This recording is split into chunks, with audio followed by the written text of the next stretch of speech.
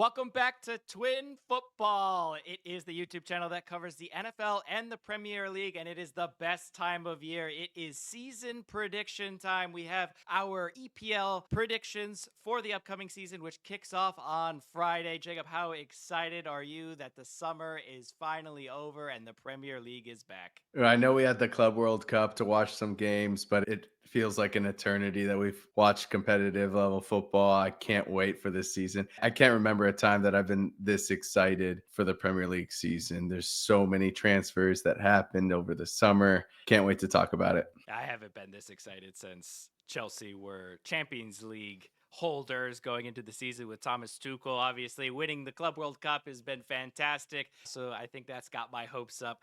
But in this episode, Jacob and I are both going to give you our predictions from 20th, who's getting relegated to the champions. So stick with us. Thank you very much for joining us. And let's go ahead and dive straight into it. Jacob, who do you have finishing rock bottom in the Premier League? Okay, so the last 2 years, every single team that just got promoted went straight back down. And I think that trend continues. I got Burnley in dead last. Burnley finishing rock bottom. I think I have to agree with you. Scott Parker, for me, just hasn't proven himself as a manager that can manage all the way through a Premier League season and keep a team up. Last time we saw him in the Premier League was when he was having 9 scored past him when he was playing Liverpool, ending up getting sacked the next day, only 1 month into the Premier League season. We've seen this movie before. I just don't think he survives the season. I think it's a poor start for Burnley. You lose Trafford to Manchester City. You lose Egan Riley as well, who was a stalwart in the back line for Burnley, only conceding 16 goals in the championship last year is absolutely incredible. But you lose those two players. I don't think you bring in enough in the summer window. I got Burnley in 20th and joining them in 19th place. You mentioned the promotion teams going back down for the last 2 seasons. Not this year. I got Wolverhampton Wanderers in 19th spot, joining Burnley going down. They've lost a lot of players. I can see where your head's at there. 19th for me, though, I got Leeds United. Like Burnley, I don't think their defense is strong enough for the Premier League. Back to Burnley for a second. The Kyle Walker signing seems to be a good one on paper, but he's 35 now, and I don't think it's going to be enough. And I don't think Leeds has done enough to bolster their defense. Premier League is a whole nother animal than the championship. I know Leeds obviously won the championship, but I think they're going to get run right through in the Premier League, and I think they go right So back down. you got the top two of the championship, both on 100 points. Centurions last year in the championship, going up and going back down. I just think the loss of Cunha for Wolverhampton Wanderers is going to be too much for them. 21 GA last year. It was absolutely remarkable for him, but not only his output, but he was such an integral role in picking up the ball and driving forward and getting the attack going. You lose him, and you have to now really rely on Strand Larson. You get back Fabio Silva, who you signed a couple years ago after selling Pedro Neto, to try and be that new attacker, that new central piece going forward. He hasn't worked out. You sent him out on loan last year, and you have to now rely on him. I don't think it's going to be enough, but I do agree with you with all of your concerns on Leeds, and that is why I have them also being relegated in 18th position. Daniel Farker, been with Norwich playing the yo-yo game like Scott Parker has. I think it will be a similar story. Ethan Ampadu is the rock in the center of defense. We saw him grow up at Chelsea. He was a defensive midfielder before he ended up cutting his hair and going to center back for Leeds. He's the captain now. I just don't think, even with the goalkeeper change, I don't think their defense is going to be good enough, as well as their attack potent enough in the Premier League to keep them up. I have them in 18th spot. Who do you have joining the two promoted teams? Is it a It trifecta of is a promoted teams for trifecta. you? I got Sunderland going right back down as well. As teams go straight up and straight back down, the chasm of wealth between the bottom three every year and the top 17 in the Premier League just gets wider and wider. The Premier League teams keep getting richer as they get the TV deals staying in the Premier League, and the championship teams keep getting poorer and poorer. And that divide just gets bigger, and it's a bigger mountain to climb. And this being the third year since a team has stayed up, I think Sunderland, Leeds, and Burnley just aren't good enough to get over that mountain. And I think they go right back down. You mentioned the golf, and I think that is the golf in money, the golf in spending. It gets bigger and bigger every year. And I think it's going to really rely on, can you replace with quality now? So you're going to make some additions and you're going to also lose some pieces, but can you replace with quality? So if you have such a big gap, you need to make each of your signings count. And that is exactly why I have Brentford falling from 10th place last season to 17th, because they have yet to replace with any strength. I feel like you lose your manager in Thomas Frank, you lose Mbuemo, you lose Norgard, and you just haven't strengthened enough for me to maintain your position in the Premier League table at mid-table. So I have them in 17th, just avoiding relegation, but definitely taking a step back next season. I like that. I think Brentford definitely fall off quite a bit this season compared to last. Thomas Frank is just such a solid manager. However, in 17th, I've got Wolves. They've just lost so many players, like you said, the last few years, and Pedro Neto, Mateus Nunes, Aiden Nori, Cunha. They have signed a youngster in Fer Lopez from Celta Vigo. He's a 21-year-old right winger. A lot of people are really high on him. I know some Celta Vigo fans are super upset that they lost this kid. He's had a great preseason. I think he's able to pull up enough so that Wolves stay in the Premier League. And again, the bottom three are just so bad that I think Wolves do stay up, but they're going to struggle this year. And I bet they're in the relegation battle with a few games to go. It's unsure if they're going to stay up or not, but I think they just squeak it out. I don't like the way that you are talking about Sunderland, okay? And the reason why I don't like the way you talk about Sunderland is because of the way that they have strengthened. But not only that, if you go back through last year and you look at Reggie Lebris and the time he's been there, he joined in the summer of last year, and he joined Sunderland, and he talks about De Zerbi and Pep Guardiola and how he wants to play this beautiful possession-based football. But he is Reggie Lebris, and he coaches Sunderland, so he can't really do that in the championship at that time. But over the course of the year, he gets Joe Bellingham playing really well. He makes some January signings that they then keep, like Enzo Laffi.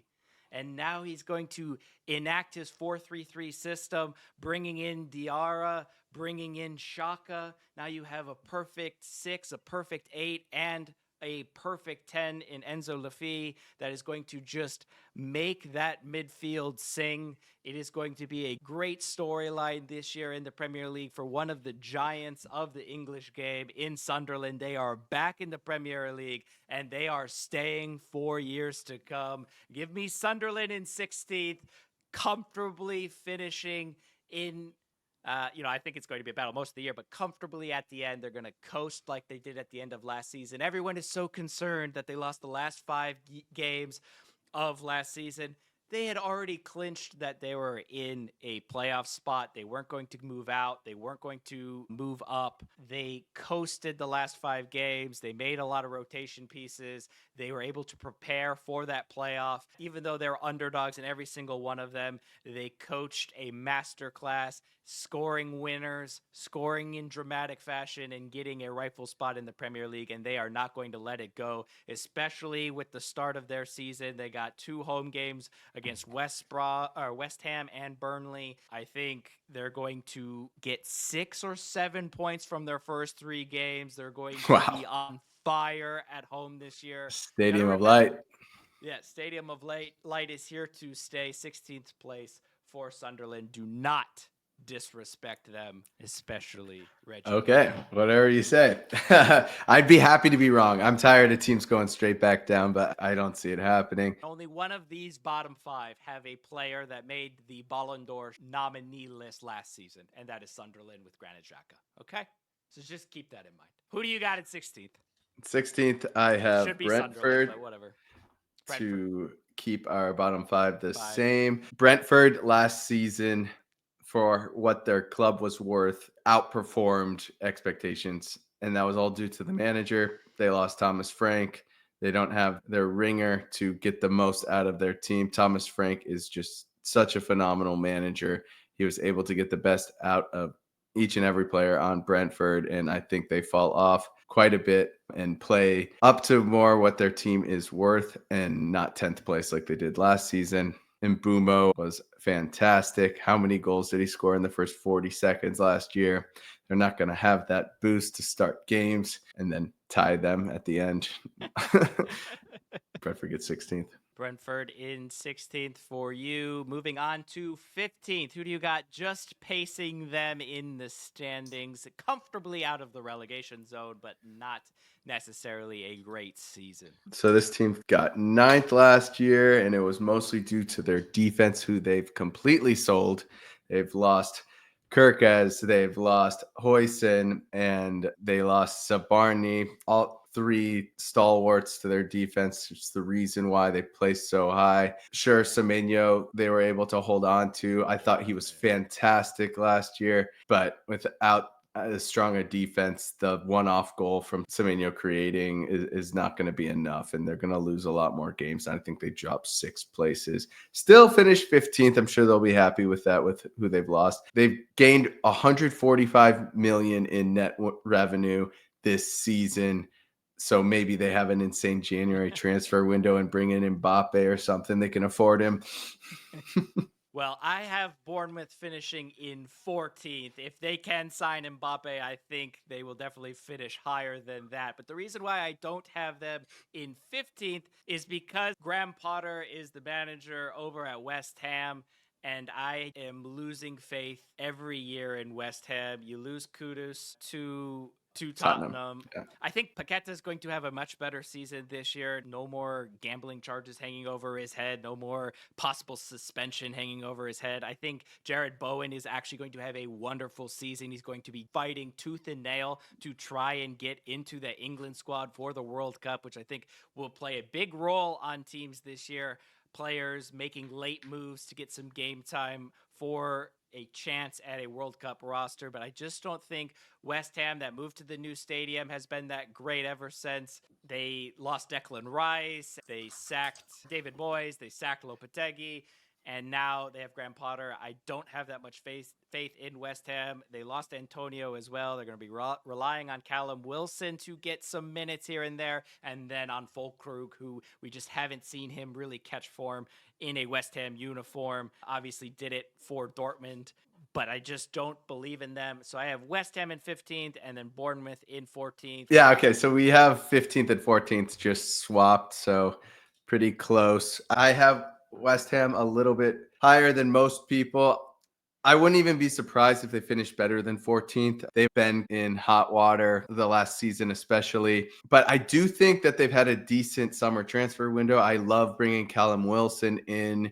Fulkrug can't stay healthy. And obviously, Mikel Antonio had that horrible accident last year, so he got released by West Ham. I love the Callum Wilson signing. Just in 22-23, he had 18 goals for Newcastle when he was the main striker before Isak had his rise to power.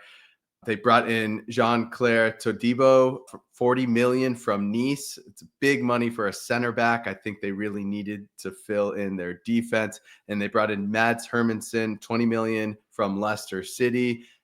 Could be a new starting goalkeeper over Areola. I don't think I've seen a goalie beaten near post more times than I did last season. He just is not Premier League quality, and I think they've filled in some places that they really needed to. So I do think that they look a little bit more impressive than they did last year. Obviously, expectations are everything, and we expected a lot more from last season, and we're not expecting much this year. I have them 14th, and I honestly could see them getting up to 11th or 10th even. Ooh. Well, the team that finished 11th last year, little transfer activity this summer, and that is why I'm just going to have them fall just a couple of places into 13th, which is Fulham. Anthony Robinson, 10 assists last year for the American, Captain America to be. Love watching him play, getting up and down the left-hand side and getting crosses in to Mexican international Raul Jimenez, who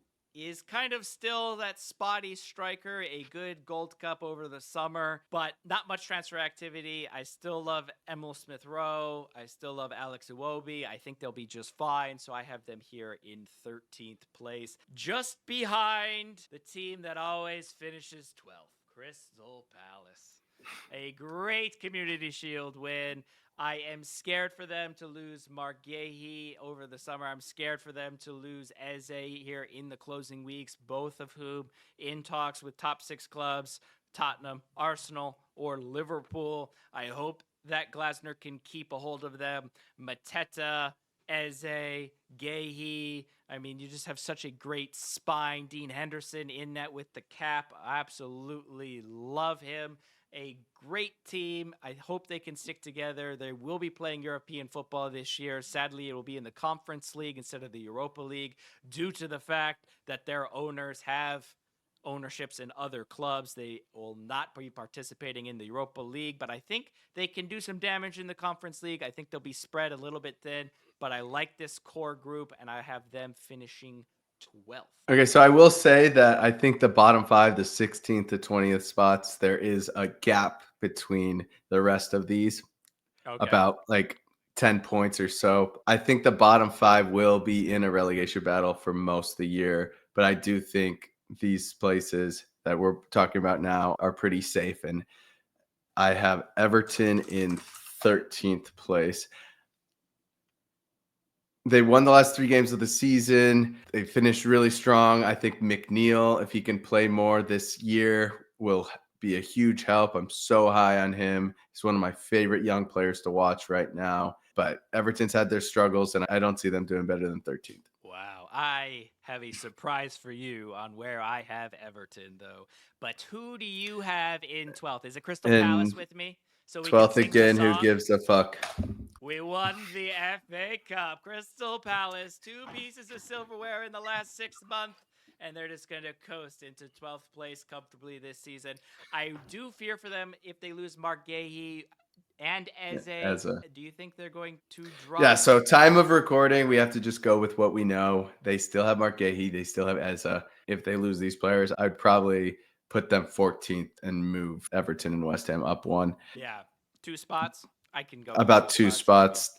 2 spots for their 2 best players. I think that sounds fair. Yeah, I mean, that back line is still pretty good when you have LaCroix. You have Chris Richards, obviously, the stalwart for the U.S. back line playing there. Munoz on the right-hand side as well. Dean Henderson.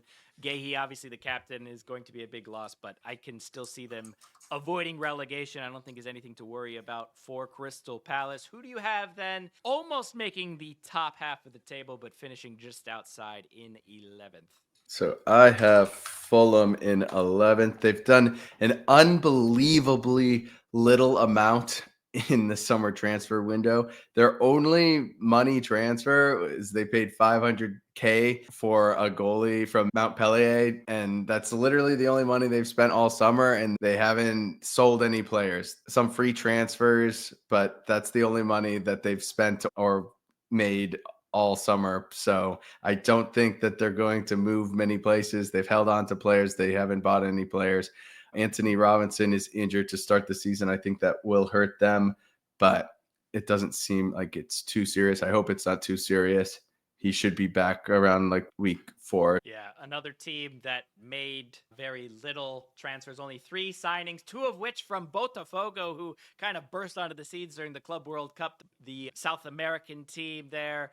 Is Nottingham Forest. I have them free falling down the table from last year's fight for a European spot all the way down to 11th position. You lose Elanga to Newcastle. You keep Gibbs White from making a move to Tottenham, and we don't know the full story behind the scenes. You also are the reason why Crystal Palace isn't going into the Europa League by putting up a stink and putting a letter in against them. I feel like there's a lot of bad press around Nottingham Forest. They definitely outperformed expectations last season and then tailored off near the end of the season. I think that poor form will continue into this year. We'll see how long it takes Gibbs White to gel with the team after basically leaving already. We'll see even if he can make a move in the last couple of weeks. So I have Nottingham Forest dropping and finishing just outside the top half of the table. Who do you have as your first spot in the top half of the table, finishing in 10th? Just one spot above where you have them. I have Nottingham Forest falling quite a bit. The stars kind of aligned for them last season. Chris Wood was firing on all cylinders. He had 20 goals. That's 6 more goals than he's had in any other Premier League season. He's 33 years old now. He's getting a little bit older. He's a big dude. I don't know if he's going to keep on trucking along as he gets older. 33 is not that old, but I just don't see him having as efficient as he did last year. $1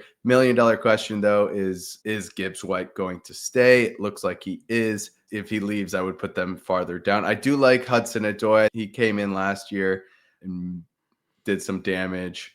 Maybe people are being a little too critical on Forest this season, but I really do think that the stars align for them. Without Ilanga, they're going to struggle.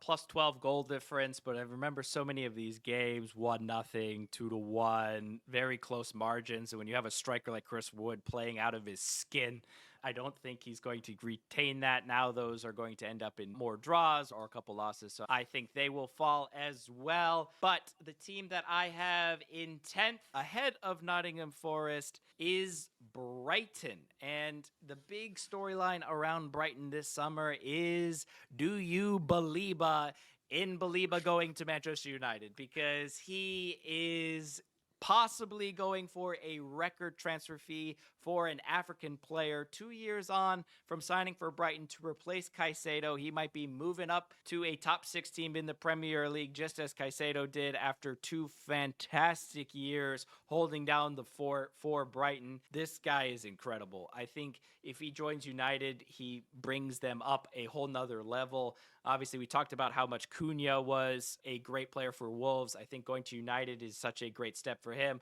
I would say the same for Baliba.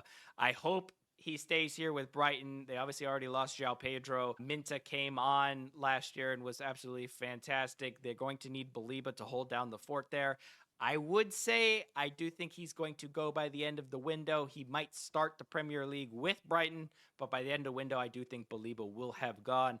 I still believe in Brighton. I believe in the structure. I believe in their ability to scout talent. I think they will be fine. I have them finishing comfortably in the top half, finishing 10th. Is that too low?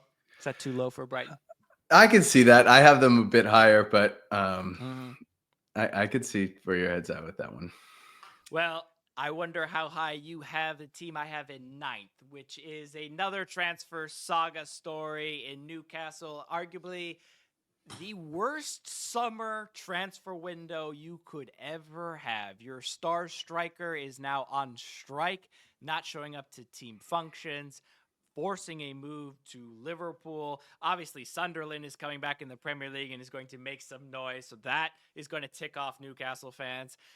You have every player outside of Longa that you try to sign goes to another team and is getting picked from you. Liverpool not only want your striker, but signed your target striker in Ekitike. Sesko obviously goes to Manchester United as well. The best 11 transfers that Newcastle wanted this summer would probably win the Premier League, but they haven't signed a single one of them. I think they will have issues this year, and that is why I have them finishing in 9th. You go back 2 years ago when they were last in the Champions League, they fell to 7th. I think they will lose Isak, or he will not play as well as he did last year with all this transfer speculation. His spot in the Sweden national team is pretty locked down. So I think 2 more spots from that, being in Champions League and not being able to really recruit anyone this summer, I have Newcastle finishing 9th. A lot of people are thinking that Newcastle is just Isak, and I think they're forgetting about Joe Linton, Jacob Murphy, Aaron Gordon. They've got some talent. Yeah. They've got some talent, and I think they'll be okay without Isak. I will admit, though, I have placed them thinking that Isak was going to stay. Doesn't look like that's going to be the case. We'll see what happens, though. Even if he does stay, with how much of like a fight he's pushing to leave, Yeah, he's he not really really a part doesn't of team want to. functions. It's just not going to end up well for him, I think. And so I think it's just going to cause some issues. You obviously lost Callum Wilson as well, who's going to lead the line there. And I love Harvey Barnes. I love Guimaraes. I love Joel Linton. Dan Burn in the back, obviously a stalwart. And I do believe in them. I do think that there is a separation here between 10th, 9th, and 8th from the bottom half of the table. I do think there's a big separation from the top 6. So I think they'll be comfortable. But I just don't think they'll have enough across all the competitions, because they are in the Champions League this year, to finish higher than 9th. So who do you have, though, in 9th? I have a team that I can't believe that you placed above Newcastle for my 9th pick. And you put Spurs above Newcastle also. And it's not them, it's Manchester United. That city. Wow. I'm giving them 6 places. I think that's a good improvement. It's Ruben Amorim's first proper transfer window. We know that 4-3-3 or the 4-3-2-1 formation requires a certain set of players. They brought in Mateus Cunha and Mbumo, and both those players fit this system very well. Sesko up top to compete for that number 9 role with Højlund. I do love what they've done in this summer transfer window, and I do think that they will rebound. I don't think it's enough to get back into Europe or anything, and United might be the hardest team to place out of all 20 of these teams. I'm giving them 6 spots from what they got last year, and I think that's generous. We disagree on a couple. Like United, we differ by a couple positions. Everton, we very much disagree. We'll get to them here in a moment. Brighton, you have finishing up here, I believe, right? I don't think you've given Brighton yet, so we disagree on them as well. Brighton's coming soon. Brighton's coming soon for me. Okay, so who do you have in 8th then? Is it Brighton? I do have Brighton Brighton, next? yeah. Brighton okay, is so next. only 2 spots difference. Second year for a young manager, Fabian Hertzler. I like what he's doing with the team. I think they had a better second half of the year, and I think they continue with that momentum. Yeah, and I think, a big reason here why we have United and Brighton a little bit differently is because of Baliba. I think he is absolutely fantastic, and I think he'll be a Manchester United player. He is not currently a Manchester United player, but I do think he will Fair be enough. by the end of this window. Brighton is a selling club, and I just think this is what they do, and they're going to get a pretty penny for him. So that is why I do not have United in 8th, but I have Europa League contenders with Unai Emery in Aston Villa. Super excited to watch him back in the Europa League this season after they just missed out on goal difference for the Champions League. But all through the end of the season, all we would hear about is Aston Villa was the best English team against PSG, right? That was their saving grace at the end of the season. They almost nicked it and pushed it into extra time if it wasn't for a goal line clearance in the second leg of that Champions League tie. Villa would have pushed that to extra time at home. And obviously, you lost Duran in January window to Saudi Arabia. But overall, I love Morgan Rogers. He might not start the season due to, I think he picked up an injury here in preseason. Onana, 23 years old, a great signing last year, popping up with goals off corner kicks and free kicks. Them two are going to run this team. I think Ollie Watkins is going to get into the goals. Another one of those English players like Jared Bowen, who I think is going to perform this season, trying to get a spot in the English. Yeah, because he's going to want a spot on that English roster behind Harry Kane. It's very tough pickings to try and get that second spot or the leftovers that Harry Kane's going to leave you in a World Cup roster. But Ollie Watkins is going to want to get there as he is 30 years old. I think Europa League is where Emery thrives in. He's used to the schedule. I think they will go far in that competition. It will hurt them a little bit, which is why I don't have them finishing as high as they did last season. But I have them here in 8th spot, just outside of a European finish next season. Who do you have just missing out? Oh, you have Brighton in 8th. So who do you have here in 7th fighting for a European spot, Conference League? I have Spurs in 7th, and I think they've had a crazy couple years. I really did like Ange Postecoglou. I don't agree with Levy's decision to sack him after they got their first trophy in about 20 years. I don't understand that move. Obviously, they got 17th place last season. 22 losses. They lost Um, 22 Premier League Not a good games. Premier League season, but they won a trophy and they're 22. in the Champions League because of that. That being said, I do think they upgraded in manager Thomas Frank. Yeah. I can't say enough good things about him. If he was able to get 10th with Brentford, I think he'll be able to pull off 7th with Spurs. That's 10 positions though they'll have to climb from last season's finish. Having Spurs and United this high makes me a little bit nervous. I can't imagine what's going through your head with having them both in the top 6. No, they're in That's the top crazy. six. I still have seventh position open. Seventh Oh, position top open. 7th. Sorry. Both of them, though, in the top 7. So one of them's getting in the top 6.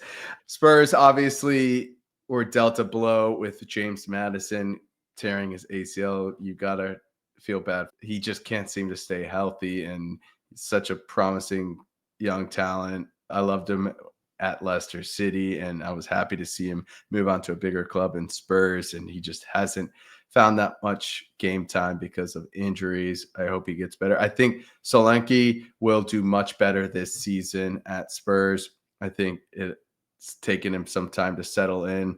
Son going to the MLS and LAFC, I think was the epitome of a mutually beneficial decision.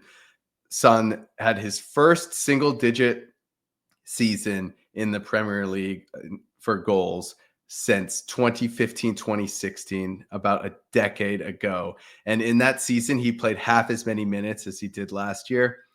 And he's fallen off quite a bit.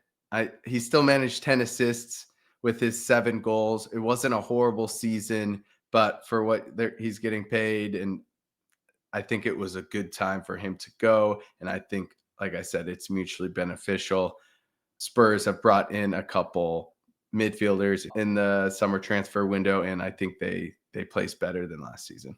And could even bring in more talent this transfer window. Savinho linked here now with Tottenham Hotspurs to replace Son that you mentioned. And let's pause for a second, okay?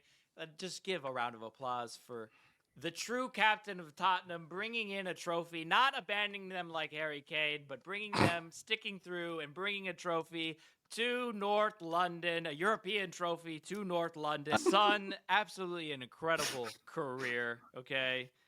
Deserves all the applaudance. I can understand when you mention a mutual kind of parting of ways after his season, but absolutely fantastic. I am only pained by the fact that he joined LAFC.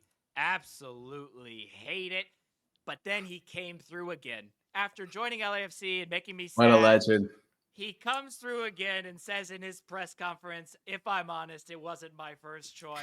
Just to rub it into LAFC just a little bit. One of the highest transfers in MLS history, rightfully deserved. But just to throw a little elbow at LAFC, I'm always here for it. But congratulations to a great career in the top Amazing career. echelons of the game for Heung-min Son.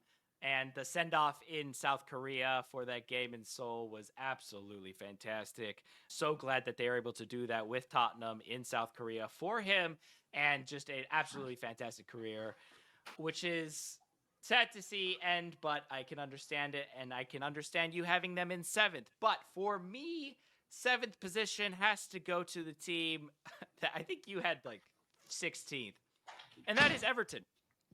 Everton will finish and surprise folks this year, and here is why. They signed Jack Grealish on loan. He is another English player. I told you it is going to be a theme this Premier League season. English players fighting for a spot in Thomas Tuchel's World Cup 11 and squad, really.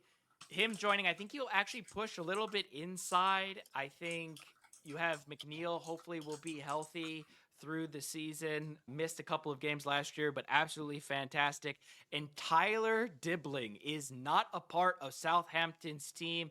These first couple of weeks, he's been training on his own in the championship for Southampton, and I think it is because he will be moving to take over that right-hand side vacated by Harrison, who went back to Leeds after not really getting any output for Everton over the last couple of years. I think Tyler Dibbling, Jack Grealish, and McNeil with Beto or Barry, who they signed as 6'4", 6'5" center forwards to get on the end of those crosses and play link up play with Jack Grealish and have those runners go onto him, is going to rip up the Premier League. I'm super excited for Everton in their new stadium, especially Branthwaite still there, a great hold. Hopefully they can keep him through the rest of the window with obviously Jordan Pickford in net. I think they will be fine defensively. David Moyes is putting his imprint on this squad. Everton in 7th and finishing in a European spot, but one position behind Spurs, who I have in 6th for everything that you mentioned. One thing that is interesting about Tottenham last year is Van der Ven, I think people forget, kept pulling his hamstring last year and didn't really get to play with Romero until the end of the season, which is when they went on the run in the Europa League. They only conceded twice in the latter stages of that competition, and that is because of that center back pairing. Romero was linked with a move away. He is looking like he's going to stay. Van der Ven is going to be there. I love Thomas Frank. Yes, they're in Champions League, but I think the inexperience of Thomas Frank in that competition and the new format, I think they will just push that competition aside. They will not make it outside of the group stage, which means they have about 3/4 of the season really to the start of the season. They'll miss out September, October, November. But then December onwards, it's going to be Premier League only, and I think that's why they will climb and finish in 6th spot. Finishing in the Europa League, but just missing out on Champions League. Who do you have finishing in 6th spot if it's not Spurs or Everton for some reason? So I have Newcastle, the team who finished 5th last season. I think they do fall one spot from last year, but like I said, their whole squad does not boil down to Isak. Joe Linton had an amazing year. I think Joe Linton was their player of the season last year. I don't even think it was Isak. Isak had a great run of about 10 games where he was unplayable. I think he had a brilliant year. I think Joe Linton was their most important player. He's box to box. He was everywhere. He was stopping goals. He was creating goals. I think Aaron Gordon, he didn't have a great season last year. I'm expecting him to bounce back. He was playing in the number 9 role for a few of the preseason games in the summer here. I don't love that Isak. spot for him. They desperately need Isak to stay for that reason. Or Callum Ekatike would have been such a good signing. Yeah. Nicholas And Jackson they linked weren't with able to get it. Newcastle. What if he I, joins? I'm not high on Nico Jackson. I think it would be a wonderful signing for Newcastle with the dearth of strikers on their squad. That shows I your do think confidence. that they get 6th, though. Yes. That shows your confidence in their front line at the moment. The fact that you think Nico Jackson is a wonderful signing for only Newcastle. It would be. Not anybody else, but only Newcastle. And that is because of how lack of options they have through the middle there. Yeah. I mean, he has potential. He could He's he could learn how to finish, leading. maybe. I know. Who would have thought he would be starting in the Champions League and then for Newcastle. Nico Jackson is a starting striker after the season he had at Chelsea. But there you go. Newcastle in 6th, which means you have your 5th position open too. So I got Aston Villa, and I do think this is a team that I might have placed a little too high, but they have kept most of their players. I know they lost all their loanee players, but I don't think they minded that so much. And losing Rashford, Asensio would have been nice to hold on to. It's only a concern when you're looking at like the multiple competitions that they're in, but it's just the depth of the squad that might be an issue. But they didn't. They're really also in the Europa League now instead of the Champions League, and I think it evens out myself. Yeah. Morgan Rogers is still on the team. I expect him to leave next summer to a big club. He had a brilliant year, and I think that continues. I love John McGinn. I really think Aston Villa is still super strong. Again, 5th might be a little too high, but I think the top 4 are so astronomically better than every other team in the Premier League that I don't mind placing Aston Villa 5th, because I think it drops off a lot after these top 4 we're about to get into. Yeah, I agree with you on that one, which is why I have Manchester United That's crazy. in my 5th position. And here is why. Baliba and Kobe Mainu, who's who I would love to see in the central 2 for Amorim's system. I think it probably will be Bruno Fernandes and Baliba. If it's Bruno Fernandes, then you No, definitely need Ugarte. Baliba. Ugarte is the biggest disappointment for a player that used to play for the manager, that followed the manager to the team and it just didn't work out. I don't know how it didn't work out. He just is not it. I'd rather have Casemiro in there. Wow. And I think if they don't get Baliba, I don't think I'll have them this high, but I am pretty confident that they will be getting Baliba, and I think he changes everything because he allows Cunha and Mbumo and Sesko and Bruno Fernandes to just counter, counter, counter. And I think that is going to be their recipe for success. They're going to be able to hold firm. I think Yoro is going to be fantastic. People forget he had a season-ending injury early into last year. I think you go with a back three. They're not going to let up that many chances, which is a huge plus because we know Onana just is like Areola and just chooses not to play goalkeeper for parts of the game. I think he thinks he's a center back maybe and just comes out and then misses everything. So they're going to need those center back three of Martinez, De Ligt, and Yoro to really be stout. I think they will be. You have Masraoui going up and down the wing. You add Baliba, Cunha, and Mbumo, Sesko. This is such an improved Manchester United team. There is no European football to be played. They didn't win the Europa League, basically playing one game a week. I think that is going to be a major reason why they will be comfortably in fifth place. But I do think that there's a separation in our top four. We have our top four as the same top four. I have Chelsea, though, as fourth position in my top four here. I think a obviously great summer. They are the team of the summer when it comes to the Premier League because of what they did to PSG, winning the Club World Cup, adding João Pedro, adding Delap, a full new front line if you throw in Gittins on that left-hand side as well. And I think Chelsea have a claim to the best midfield in the Premier League in terms of a full collection of midfielders, including the bench. When you look at Caicedo, Esugo coming in, you have Cole Palmer, Enzo, you have even Estevao can play that number 10 role now. You have Lavia, hopefully will be consistent and not get injured this season. The amount of players that they can play in the center of midfield to run the center of the park is, I think, best in the league, or claim to being the best in the league when you talk about defensive midfielders and attacking options that can come off of the bench and a starting three. But I think the addition of Champions League football, the injuries to Colwill, we'll see how Trevor Chalobah is. Obviously, Robert Sanchez had a great Club World Cup, but is not going to be a long-term success story at Chelsea. 5 errors leading directly to goals last season in the Premier League is going to cost you points when it comes to a top 2 finish, and I think it's going to make it impossible. I think the congestion of games with the Champions League as well is going to hurt Chelsea a little bit, but they did strengthen, so I think that ends up being a 4th spot finish. Who do you have finishing as your top 4? So I wanted to place them higher, but I'm going to have to agree with you. I have Chelsea in 4th. I love what they've done the last couple of years. What a huge improvement from just a couple of years ago.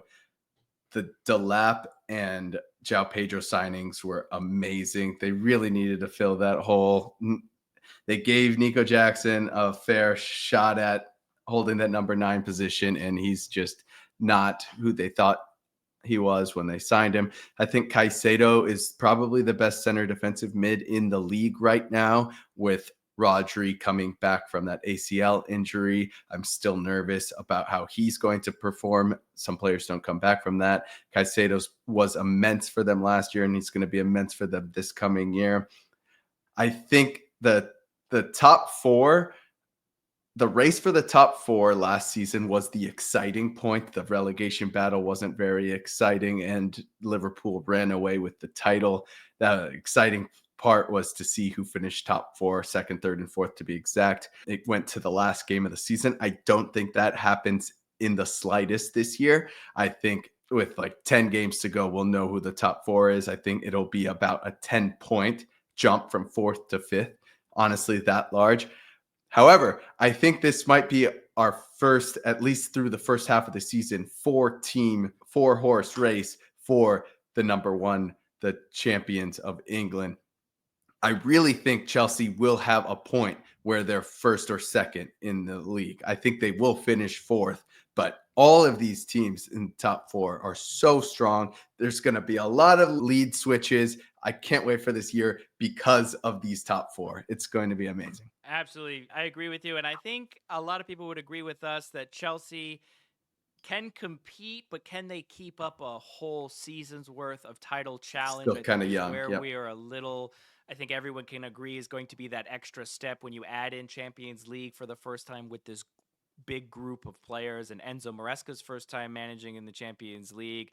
Last year, we were competing for the first couple of months of the season. Right before Christmas, we had a chance to almost go within 3 points of Liverpool, atop of the table going into Christmas, which we know is always such a big milestone. And then they fell off a little bit. You and I went to the game at Brighton in the FA Cup where Chelsea just got absolutely dismantled. A big reason for that, injuries and inconsistency. So can they keep it up? I think you and I both agree they will tail off here and not compete really with these next three, who I think everyone has as their top three and maybe could separate themselves. So the big question then, Jacob, is who do you have in third position? So I've switched on second and third about 15 times in just this video, just the time we've been recording this. And I have landed on a confident decision, and I have Liverpool in third place. Everyone keeps forgetting how impossibly hard it is to win the league 2 years in a row. It doesn't happen very often. Only a couple teams have ever done it in the Premier League era. City is the only team in recent history to pull that off. And when you are the champions, everyone wants to beat the champions. Everyone knows that they're the defending champions of the Premier League. It's just hard to win twice in a row. I know they had an amazing summer. They might have had the best summer transfer window out of any team in the entire league. I could see an argument for that. I think Florian Wirtz is an amazing, amazing player. And I don't think that they overpaid for him, even though they paid an insane amount. He's going to be great. I think Ekitike has already proven that he's a better striker than Darwin Núñez with that proper number nines finish in the Community Shield game. Frimpong is a decent signing. Losing Trent is tough. He created so many goals. Of course, he was a little bit of a defensive liability, but when you have Van Dijk behind you, you don't need to be that strong defensively as a right back. Van Dijk had a poor game in the Community Shield. Both goals were essentially his fault in the penalty kick, and he got caught out on that through ball to allow Crystal Palace to tie up. I'm not too worried about him, even though he's getting older. I think he's still going to be super strong. It's just so hard to repeat, and that's why I have them in third. I have also been back and forth with all three of these teams that I have remaining here in the top three. And I thought I was going to surprise you a little bit with this one, but you came and surprised me and also picked Liverpool to finish third. And the reason I have to preface this, because if they sign Mark Gahey, I think this changes everything. And the reason Oh, if why they I get have Isak also, like that. yeah. And the reason why I have Liverpool where they are and the other two teams where they are obviously City and Arsenal is Liverpool made great signings, but the question that I have is did they make signings where they've gotten better or they've created more solidity in the team from front to back? And everyone's going to point to, oh, yeah, they replaced Darwin Núñez. And obviously that's fantastic because Darwin Núñez I think he did a lot off the ball that helped the team, especially some hold up play, and making some runs. And that is a good improvement. But everywhere else, obviously Robertson's linked with a move away. He did get some time in the Community Shield, but I think he won't be there by the time this transfer window ends. Obviously, Trent Alexander-Arnold, you ask Liverpool fans for the last couple of years, he was the best right back in the world. So you only can go down from there. I think not signing a center back, even though they are in advanced talks with two center backs, including Mark Gahey, right now they do not have a center back. I think Crystal Palace are going to try and hold on for Mark Gahey as much as possible. And to be honest, if I'm Mark Gahey going into a World Cup year, I would want to stay one more year, finish your contract at Crystal Palace. I know that the owner has said that if he doesn't sign, they will sell him, but I would love for him to stay. And I think relying on Konate and Gomez to partner Van Dijk for an entire season, I think is going to cause issues, especially with a new left back and a new right back. No matter how good the quality of both of those players are, I think is going to be a little bit of an issue. Wirtz is fantastic. The dude's got the ball on a string. You can't take it off of him. He's going to get the ball, move it around, break the lines. He's going to create chances. But you lose Luis Diaz, obviously, rest in peace, Diego Jota. You lose him and his goal contributions. Salah had an absolute incredible year. I think he can keep it up, but I don't know how much longer he can keep it up. He will also miss for AFCON a couple of games. And that is why I think Liverpool finished third in defense of their title. They will get everyone's best shot. I agree with that. And so I have third. So then that leaves who you have as your first and second and who I have as my top two. Last year, I stole the spotlight from you when we did our predictions together. I will not do that this time around. But so I will give you who I have as my champions of the Premier League in 2025-26. Who you got? And that is Arsenal Football Club. And Going with him again. Why I do not believe in Mikel Arteta, okay? I do not want anyone telling me that Mikel Arteta is a world-class manager. He is not, okay? He has just been there a long time. That's it. If you look at all of the managers that have been there for 5+ years or 3+ years or 4+ years at their current club to end last season, Carlo Ancelotti at Real Madrid before he got replaced with Xabi Alonso, Pep Guardiola, obviously at Manchester City, they all have extensive trophy cabinets. I mean, extensive. Mikel Arteta at a team like Arsenal does not have that. I don't know how he still has his job at this point, but they signed Gyökeres. They've had the best defense for the last couple of years. It's been unarguable that back line, once they signed Raya, they obviously added Calafiori. The center back pairing of Saliba and Gabriel has been the best center back partnership in the Premier League for the last couple of years. Ben White moving over to right back has been fantastic. No drop off really for a center back playing out there. And then the center midfielder, you signed Zubimendi. He's going to run that midfield. Declan Rice is going to be allowed to get up and down now. And then moving forward, I think we said for Liverpool that they signed a striker that replaced Darwin Núñez so he could leave, right? And that's kind of always what it's been. You sign a striker, so, like Chelsea, you signed Delap and you sign João Pedro to get rid of Nico Jackson, who might go to Newcastle or get moved on. Arsenal is signing Gyökeres, and I guarantee you will have an improved version of Havertz because of that. All through his time in the Premier League, Chelsea and Arsenal, it's where is Havertz's best position. He was signed to play as a midfielder for Arsenal. It didn't really work out, so he got pushed to the number 9 role.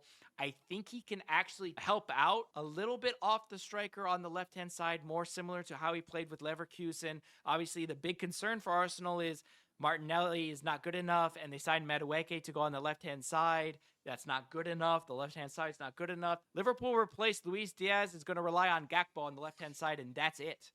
Okay? Martinelli, yes, he's not going to be the stalwart that's going to bring you 15 GA every season and drive you to a title, but he doesn't have to be now that you have Gyökeres and Saka, who missed 3 months last season, chipping into goals, and Zubimendi holding down the fort to allow players like Declan Rice to push forward and chip in as well. I think Arsenal is going to be the complete team. I think they've really solidified themselves.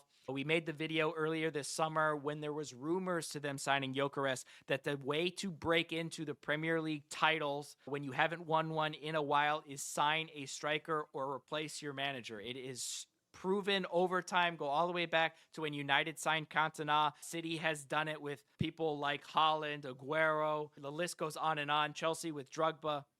It's how you win the Premier League. Arsenal finally went out and did that because they won't replace Arteta, and he is not a world-class manager, but that is besides the point.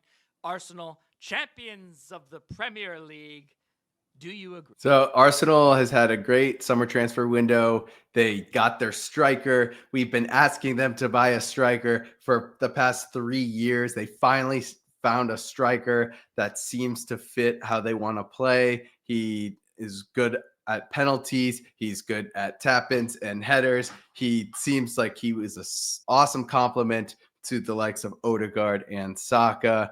I think he will score easily 20 goals this next season. Zubimendi is an amazing signing, arguably even better signing than Gyökeres. They needed a defensive mid, losing Jorginho and Thomas Partey.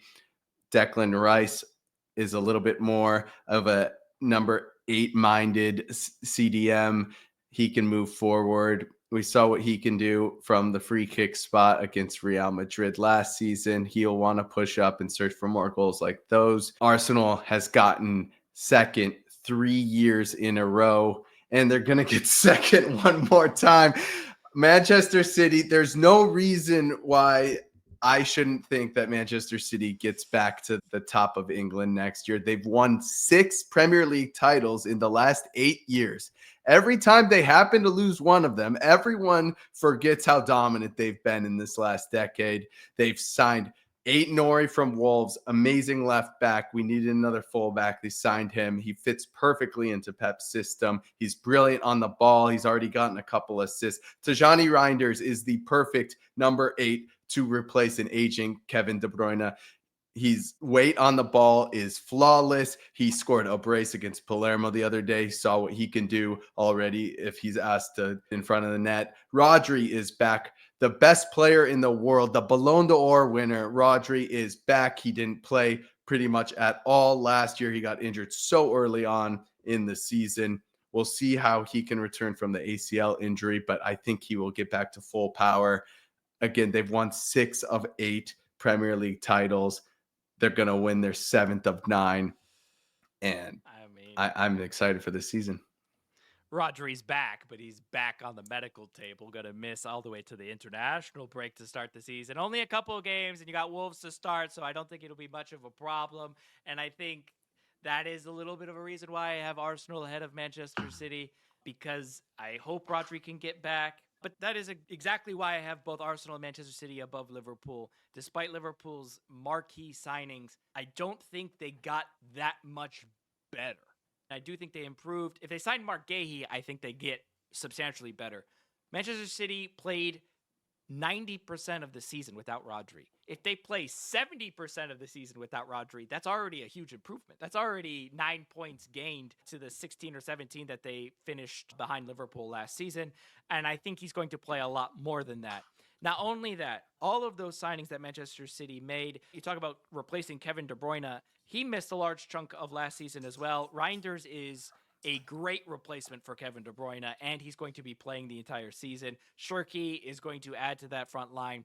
But my question to you is, what are your thoughts here on Savinho possibly leaving and Jack Grealish also leaving? Do you feel like your squad depth took a hit here that's going to need some strengthening for you to go on and win the Premier League next season as you predicted? I think Cherki, Doku, Foden, Reinders, I think we'll be fine from a midfield perspective. Losing depth is tough, especially when we have as many games to play as we do. I think they'll be just fine. And that's it. Simple said. They'll be just fine. Manchester City returning to champions of England by Jacob's prediction. Arsenal returning after a 22-year hiatus as champions of England by my predictions. Let us know your thoughts on our picks and who you have 1 through 20 in the comments below. Thank you very much for joining us again. This is the YouTube channel that gives you the picks and predictions for the Premier League, picks and predictions for the NFL season. So stick with us throughout the entirety of the season. It is so good to be back for yet another year here on Twin Football. That's Jacob. I'm Adam. Thank you very much for joining us, and we will see you again. Enjoy the football.